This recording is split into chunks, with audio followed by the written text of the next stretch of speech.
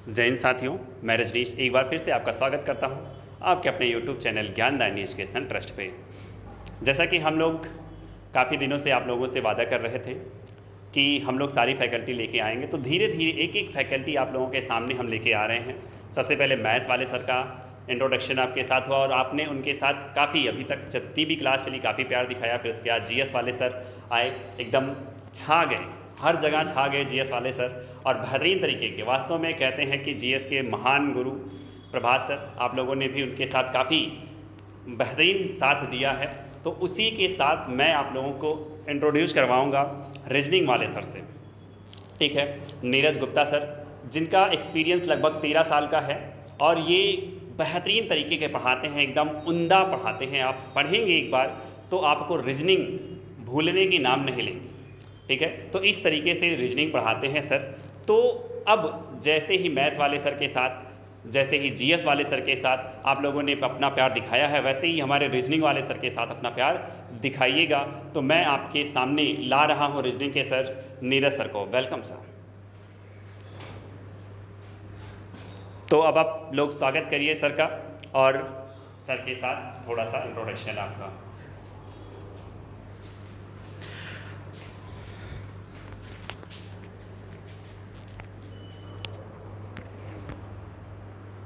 नमस्कार दोस्तों, ज्ञानदायिनी educational trust के इस डिजिटल प्लेटफॉर्म पे आपका स्वागत है। मैं नीरज गुप्ता आप लोगों को रीजनिंग सब्जेक्ट के बारे में थोड़ा सा बताना चाहूँगा। सबसे पहले तो ये जानना ज़रूरी है कि रीजनिंग है क्या। ठीक है,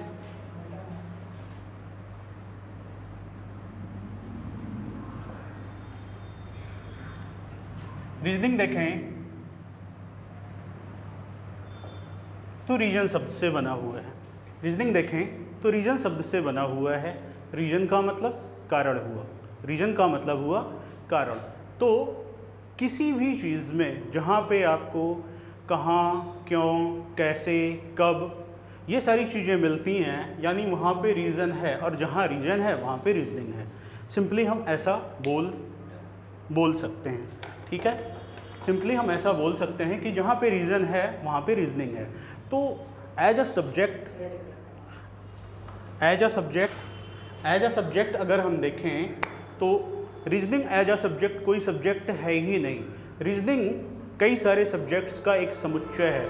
आप जीके को समझते हैं, जीके की स्टैटिक जीके है, वो आपका रीजनिंग में आ जाएगा। थोड़ी सी मैथ है, जनरल मैथ है, वो रीजनिंग में आ जाएगा। कुछ जनरल चीज़ें जो हैं वो रीजनिंग में आ जाएगी। हाँ, रीजनिंग के पार्ट्स की अगर बात करें तो फिर रीजनिंग के पार्ट्स कितने होते हैं हम उस पर डिस्कस कर लेते हैं। आइए,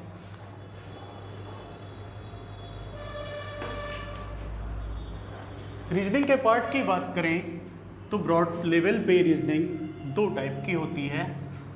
पहला होता है वर्बल।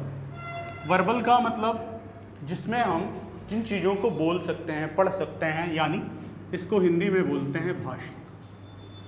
जिसमें भाषा हो वो भाषिक, और जिसमें भाषा ना हो वो अभाषिक, यानी हम उसको बोलेंगे नॉन वर्बल या फिर पिक्चर रीजनिंग। ठीक है, अभाषिक। अब अगर मैं बात करूं वर्बल और नॉन वर्बल पे, तो वर्बल रीजनिंग जो है और नॉन वर्बल रीजनिंग है, SSC हो, कोई भी वनडे एग्ज़ाम हो, SI हो, रेलवे हो, और या फिर आप CSET की तैयारी कर रहे हो या आप UPSSC की तैयारी कर रहे हो, उस सब में रीजनिंग क्वाइट इम्पॉर्टेंट है। ज़्यादा प्रश्न आपको वर्बल के मिलेंगे, नॉन वर्बल के प्रश्न ना के बराबर आते हैं। वर्बल में भी आपको दो पार्ट मिलेंगे। पहला पार्ट कहलाता है एनालिटिकल और दूसरा पार्ट कहलाता है लॉजिकल। एनालिटिकल रीजनिंग और लॉजिकल रीजनिंग। एनालिटिकल रीजनिंग जिसमें आपको विश्लेषण करना है वो एनालिटिकल रीजनिंग है, और जिसमें आपको तर्क लगाने हैं, केवल दिमाग का यूज करना है, वो है लॉजिकल रीजनिंग। तो ब्रॉड लेवल पे आपने ये समझा कि रीजनिंग के दो पार्ट हैं, वर्बल और नॉन वर्बल। वर्बल में दो प्रकार, एनालिटिकल और लॉजिकल रीजनिंग। तो ये तो हो गई रीजनिंग है क्या, उसके पार्ट्स क्या होते हैं, इसकी बात। ठीक है, अब बात करेंगे कुछ टॉपिक पे। तो मैं शुरुआत करूंगा यहाँ पर टॉपिक में कैलेंडर से।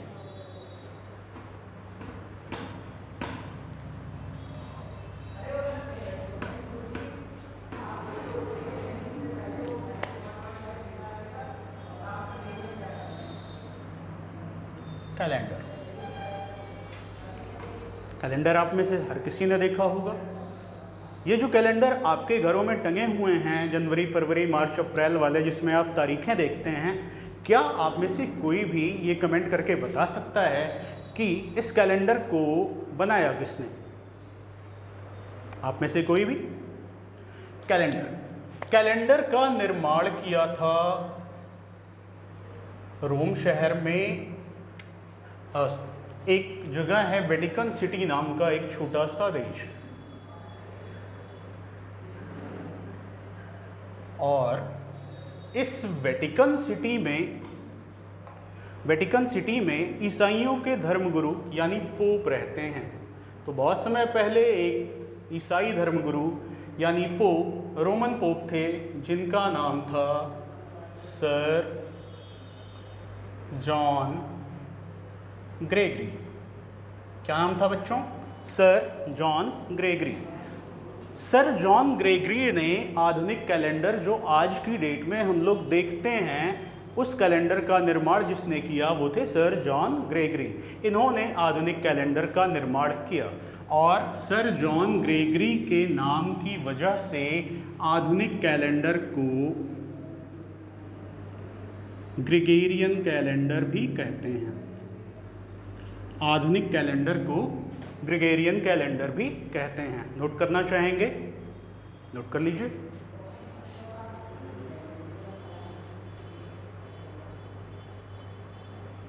हो गया होगा? चलिए आगे बढ़ते हैं। अब बात करेंगे कि ये जो कैलेंडर है, इस कैलेंडर के पीछे बेस क्या है, इस कैलेंडर का निर्माण कैसे हुआ, क्यों हुआ। तो कैलेंडर के निर्माण के पीछे जो मेन वजह है वो है पृथ्वी द्वारा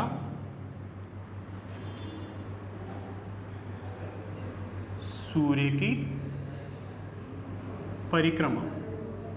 बहुत ज़्यादा डीप में इसके अंदर नहीं जाएंगे ज्योग्राफी में, लेकिन ये जानना है कि कैलेंडर का निर्माण जो है उसका आधार क्या है। वह है पृथ्वी द्वारा सूर्य की परिक्रमा करने में लगा हुआ समय।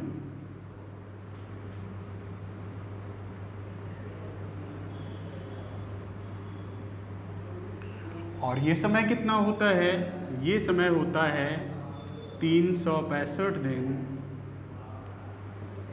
5 घंटे 47 मिनट और 56 सेकेंड। कितना होता है बच्चों? 365 दिन 5 घंटे 47 मिनट और 56 सेकेंड। इतना समय पृथ्वी लेती है। किस चीज़ में? पृथ्वी सूर्य की परिक्रमा करने में इतना समय लेती है, और इस समय को पृथ्वी का क्या कहते हैं? परिक्रमण काल। यह समय कहलाता है पृथ्वी का परिक्रमण काल। अब इसके आधार पे कैलेंडर के वर्षों की गणना की जाती है, वर्षों के बारे में कहा जाता है। तो पृथ्वी का जो परिक्रमण काल है वो 365 दिन 5 घंटे 47 मिनट 56 सेकंड हुआ। इसमें जो ये 365 दिन का समय है, 365 दिन, जब 365 दिन को केवल लिया गया तो इसको संज्ञा दी गई वर्ष के प्रकार सामान्य वर्ष या नॉर्मल ईयर। कहीं कहीं आपको सिंपल ईयर भी लिखा मिल जाएगा, कहीं कहीं ये सामान्य के बजाय साधारण वर्ष आपको लिखा मिल जाएगा। ठीक है, चलिए आगे बढ़ते हैं।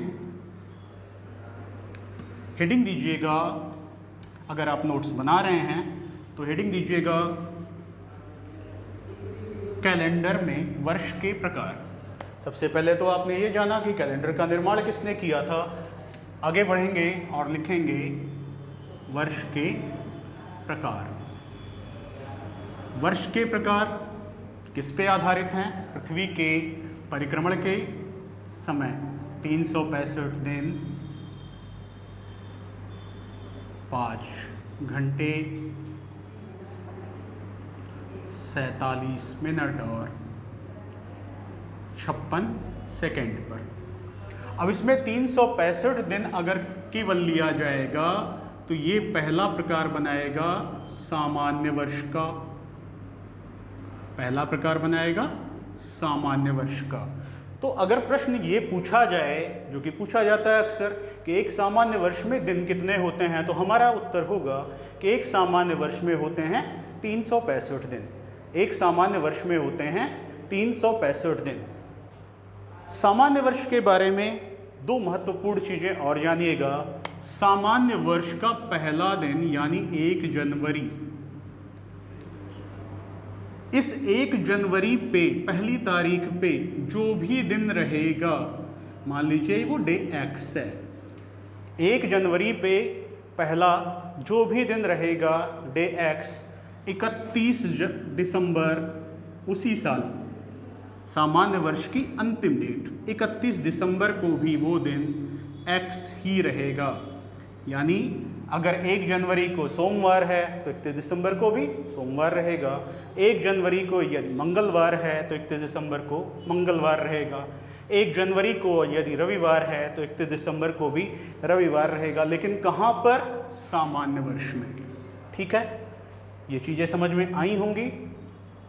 आगे बढ़ेंगे। वर्ष का जो दूसरा प्रकार है बच्चों वो है अधिक वर्ष। वर्ष का दूसरा प्रकार जो है वो है अधिक वर्ष। अधिक वर्ष के अन्य कई सारे और नाम हैं जो कि आपको अलग अलग पुस्तकों में मिलेंगे। इसको अधिवर्ष भी कहते हैं, इसे वृद्धि वर्ष भी कहते हैं, इसे वृद्ध वर्ष भी कहते हैं और इसे लीप वर्ष भी कहते हैं। ठीक है, अधिक वर्ष को अधिवर्ष, वृद्धि वर्ष, वृद्ध वर्ष या लीप वर्ष भी कहते हैं। तो अधिक वर्ष का तो ये तो नाम हो गया, लेकिन अधिक वर्ष होता क्या है वो जानते हैं। आइए,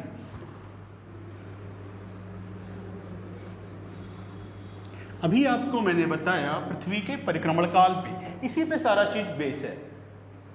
365 दिन जो आपने लिया ये सामान्य वर्ष में ले लिया तो ये तो खत्म हो गए, लेकिन बाकी आपके पास क्या बचा? 5 घंटे 47 मिनट 56 सेकेंड, यानी ये लगभग कितने के बराबर हुआ? ये हम बोल सकते हैं अप्रॉक्सीमेट वैल्यू 6 घंटे की। हम इसे क्या बोल सकते हैं? अप्रॉक्सीमेट वैल्यू हम इसकी बोल सकते हैं 6 घंटे। 5 घंटे 47 मिनट 56 सेकेंड को हम अप्रॉक्सीमेट 6 घंटे बोल सकते हैं, या अगर इसको दिन में कन्वर्ट करें तो 1/4 दिन। क्यों 1/4 दिन? 24 घंटे का एक दिन और उसका चौथा हिस्सा 6 घंटे, इसलिए इसको हम क्या कहेंगे? 1/4 दिन। तो जब सामान्य वर्ष आपने ले लिया तो प्रत्येक साल ये लगभग 6 घंटे, प्रत्येक साल ये लगभग 6 घंटे का जो समय है यह बच जाता है। पृथ्वी तो घूम रही है और हर साल आप देख रहे हैं 365 दिन लिया गया, लेकिन बाकी 6 घंटे के लगभग बच जा रहा है। तो 4 साल में क्या होता है कि 4 साल में लगभग कैलेंडर क्या हुआ? 1 घंटे पीछे हो गया। कैलेंडर क्या हुआ? 1 घंटे लगभग पीछे हो गया। तो भाई 1 घंटे की ये त्रुटि हुई ना, कैलेंडर आपका 1 घंटे पीछे हो गया। तो जो कैलेंडर 1 घंटे पीछे हो गया, उस त्रुटि को दूर करने के लिए, उस त्रुटि को दूर करने के लिए कब? प्रत्येक चौथे वर्ष, प्रत्येक चौथे वर्ष, प्रत्येक चौथे वर्ष कैलेंडर के कुल दिन यानी सामान्य वर्ष के कुल दिन कितने? 365 में कितने की त्रुटि थी भाई?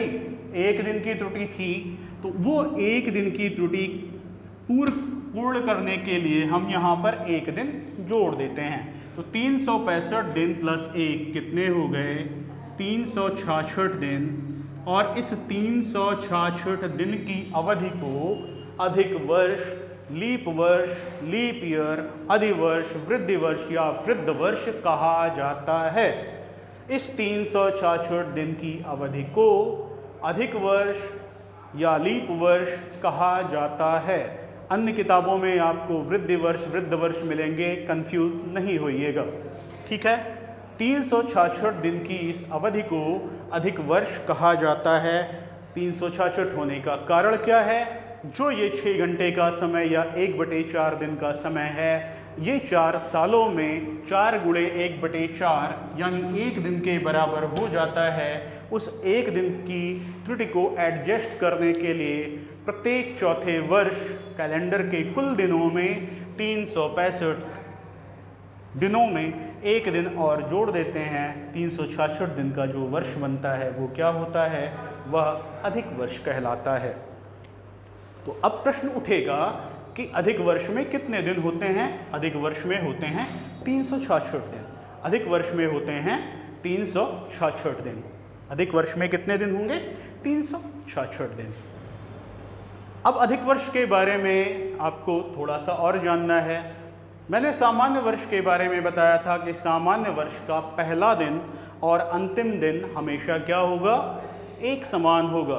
पहला दिन यानी 1 जनवरी, जो भी रहेगा वही 31 दिसंबर यानी अंतिम दिन होगा। लेकिन अधिक वर्ष में ये चीज़ नहीं होती है। अधिक वर्ष में क्या होता है, आइए जानते हैं।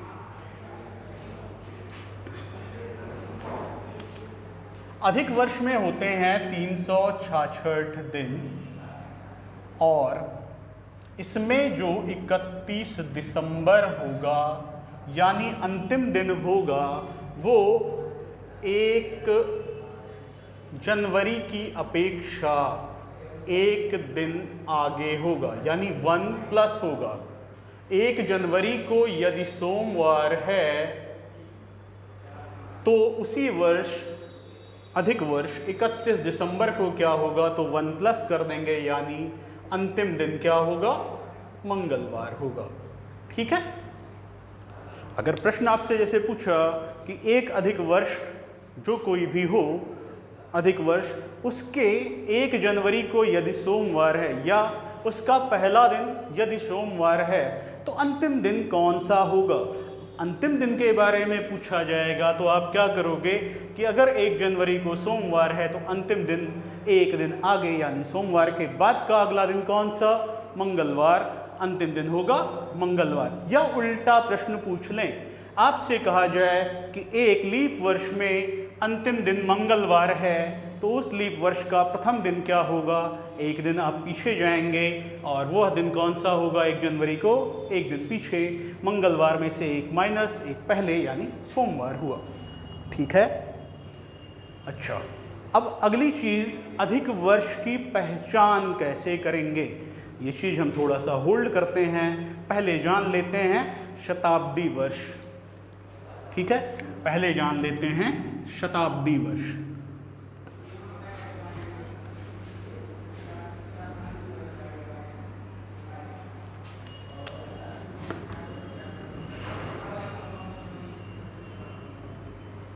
शताब्दी वर्ष,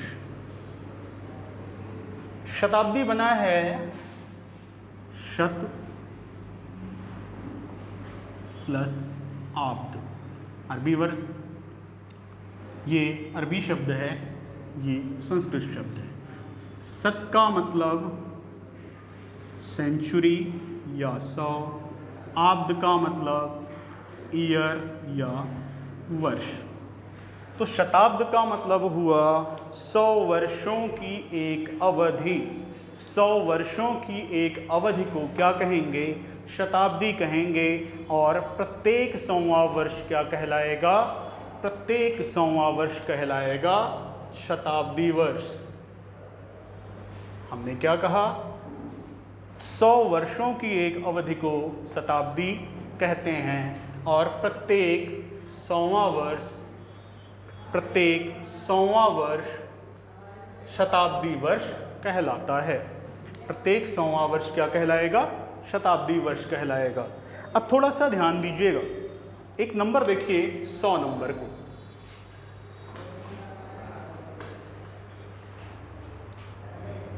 नंबर देखें 100।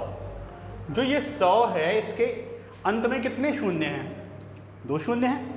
तो 100 की पहचान ये है कि अगर आपके एक के बाद 2 जीरो लग रहे हैं तो वो 100 हैं। तो बाद में जितने भी आप 1600 लिखें, लास्ट में कितने हैं? 2 जीरो।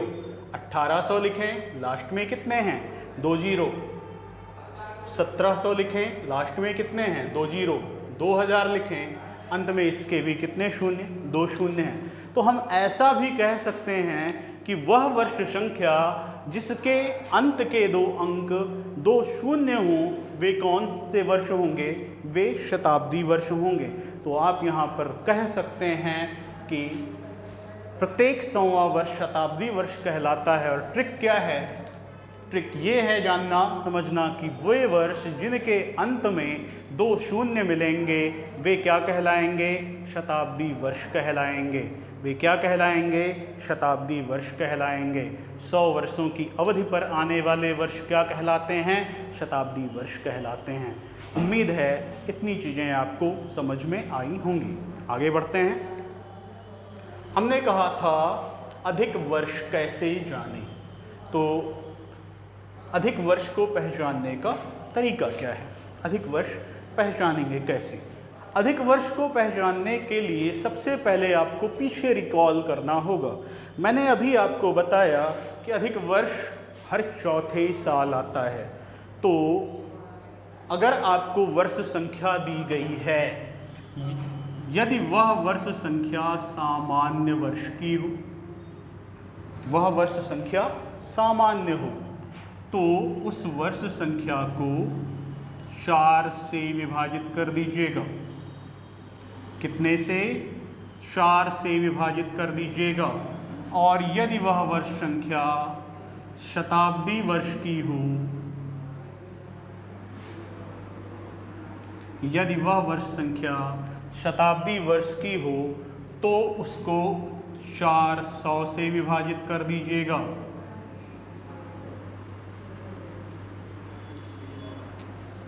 यदि वर्ष संख्या सामान्य वर्ष की हो तो 4 से विभाजित करिएगा। यदि वर्ष संख्या शताब्दी वर्ष की हो तो 400 से विभाजित करिएगा। यदि 4 से विभाजित करने पर वह वर्ष संख्या पूरी तरह विभाजित हो जाए, यदि 4 से विभाजित करने पर वह वर्ष संख्या पूरी तरह विभाजित हो जाए तो सामान्य वर्ष कहलाएगा। सामान्य वर्ष वो क्या कहलाएगा? अधिक वर्ष। अगर सामान्य वर्ष 4 से पूरी तरह विभाजित हो जाए तो ये क्या कहलाएगा? अधिक वर्ष। शताब्दी वर्ष की कोई संख्या हो 400 से पूरी तरह विभाजित हो जाए तो ये क्या कहलाएगा? अधिक वर्ष। यानी सामान्य वर्ष की वह संख्या जो 4 से पूरी तरह से विभाजित हो जाए अधिक वर्ष कहलाएगी। शताब्दी वर्ष की वह संख्या जो 400 से पूरी तरह विभाजित हो जाए, 400 से पूरी तरह विभाजित हो जाए, अधिक वर्ष की संख्या कहलाएगी। तो सामान्य वर्ष 4 से विभाजित देखेंगे, शताब्दी वर्ष 400 से विभाजित। आइए कुछ उदाहरण करते हैं। सामान्य वर्ष में मान लीजिए आपसे कहा जाए, एक प्रश्न दिया जाए कि इन वर्षों में बताइए कौन से अधिक वर्ष हैं। जैसे आपको दिया 1859, दूसरा दिया 1946, तीसरा दिया 1988, चौथा दिया 1756। ये सभी वर्ष सामान्य हैं। सामान्य क्यों हैं? क्योंकि शताब्दी वर्ष की पहचान है, आखिरी में 2 जीरो होना चाहिए, यहाँ नहीं है, इसलिए ये क्या हैं? सामान्य हैं। अब 4 से विभाजित करना है, तो 4 से विभाजित करने के लिए आपको 4 से विभाजित करने का नियम आना चाहिए। क्या है वो? कोई भी संख्या हो उसकी इकाई और दहाई के अंक देखिए, इकाई और दहाई, अंतिम दो अंक आप देखिए, यदि वो 4 से विभाजित हो रहा है तो कोई भी संख्या कितनी भी बड़ी क्यों ना हो 4 से विभाजित हो जाएगी। तो आइए देखते हैं 59 क्या 4 से विभाजित होता है? नहीं होता, इसका मतलब यह अधिक वर्ष नहीं है। 46 को देखें, 46 को देखें, 4 से विभाजित होता है? नहीं होता, इसलिए यह भी अधिक वर्ष नहीं है। वहीं 88 को देखें, 88 को देखें, 4 से विभाजित करेंगे 22 आएगा, यानी यह एक अधिक वर्ष है। 56 को देखें, यह भी आपका 4 से विभाजित हो रहा है, इसका मतलब ये क्या है? अधिक वर्ष है। तो सामान्य वर्ष की ये संख्याएं हैं, इसमें हमको देखना है कि भाई 4 से विभाजित हो रहा है या नहीं हो रहा है। अगर ये 4 से विभाजित हो रहा है तो हम क्या कहेंगे? सामान्य वर्ष की यह संख्या क्या है? अधिक वर्ष है। वहीं शताब्दी वर्ष में आपको कुछ करना ही नहीं है। शताब्दी वर्ष आपको पहचान ये है, अंत में 2 जीरो रहेंगे। जैसे मान लीजिए आपसे कहा जाए 1700, 1800, 2000 और 2400 में कौन कौन से शताब्दी वर्ष हैं, तो आप देखोगे अंत में 2 जीरो हैं। अंत में 2 जीरो हैं, इसका मतलब ये शताब्दी वर्ष हैं। 400 से विभाजित करना है, 1700 क्या 4 से विभाजित है? नहीं है, इसलिए यह अधिक वर्ष नहीं होगा। 1800 में क्या 18 विभाजित हो रहा है 4 से? नहीं, इसलिए यह भी नहीं होगा। 2000 और 2400 पूरी तरह से विभाजित होते हैं 400 से, इसलिए यह दोनों शताब्दी अधिक वर्ष कहलाएंगे। तो आपको अब जितना आज आपने पढ़ा है उसको हम समराइज कर देते हैं। सबसे पहले मैंने बताया आधुनिक कैलेंडर के निर्माणकर्ता कौन? आधुनिक कैलेंडर का निर्माण किया Roman pope sir John Gregory ने। कैलेंडर का आधार क्या है? कैलेंडर का आधार है पृथ्वी का परिक्रमण काल। तीसरा, सामान्य वर्ष क्या होता है वह बताया। दूसरा, शताब्दी वर्ष क्या होता है वह बताया। अधिक वर्ष क्या होता है और अधिक वर्ष पहचानेंगे कैसे, आपने यह सीखा। ठीक है, ठीक है बच्चों, अगले लेक्चर्स में हम इसके आगे विषम दिनों की अवधारणा के विषय में जानेंगे। ठीक है, तब तक के लिए मस्त रहिए, प्रसन्न रहिए, पढ़ते रहिए। जय हिंद।